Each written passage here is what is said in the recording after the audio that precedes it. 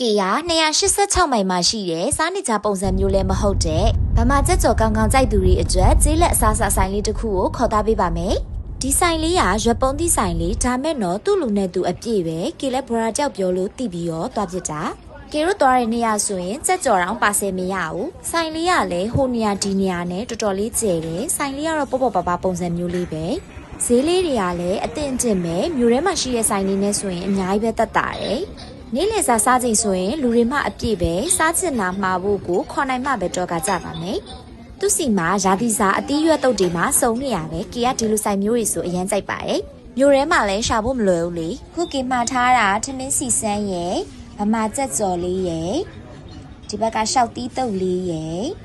ပြီးတော့ကြက်ဥကျော်လေးရဲ့ဒီဆိုင်ကပေးတယ်ငပိချက်နဲ့တို့စီရအစုံလေးရဲ့စမောင်စော်ရဲ့ပြီးတော့ကမွန်းစင်ရွယ်ဟင်းရည်ရဲ့ပြီးတော့ဒါလေးကကေမှာထားတာစက်သားချောက်ဖုတ်ကိုတုတ်ချတာရဲ့ပြီးတော့ကေမှုတ်ကစွန်းလေးရဲ့မှာထားပါတယ်အရသာလေးတွေကလည်းမစိုးဘူးစားကောင်းတယ်ကေကြိုက်တယ်ဒီလိုတော်တလေးအရသာလေးတွေကအများနဲ့စားရဖို့မလွယ်ဘူးလीနော်သူ့ရဲ့ကြက်ကြော်အချင်းလေးလည်းတော်တော်စားကောင်းတယ်ကေရင်တစ်ခေါက်လာတော့ဒီကကြက်ကွေးတောက်လေးစားဘူးတယ်စားကောင်းတယ်တိလားရှောက်တီးတုတ်ကောစက်သားချောက်ဖုတ်လေးရောလည်းစားလို့ကောင်းပါတယ်သူပေးထားတဲ့အရန်ဟင်းလေးတွေကလည်းမစိုးဘူးချင်မောင်စောကမွန်းချွင်ရဲ့ဟင်းလေးရော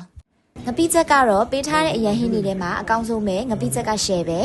အဲ့မှာဖွင့်ထားတဲ့ဆိုင်လေးပါအဲ့ရမြင်းချင်ချီသား1ဆက်တီအရန်တန်နေနော်နောက် vlog ကြမှာပြန်တွေ့မယ် like and follow လေးမမေ့နဲ့ဦးနော်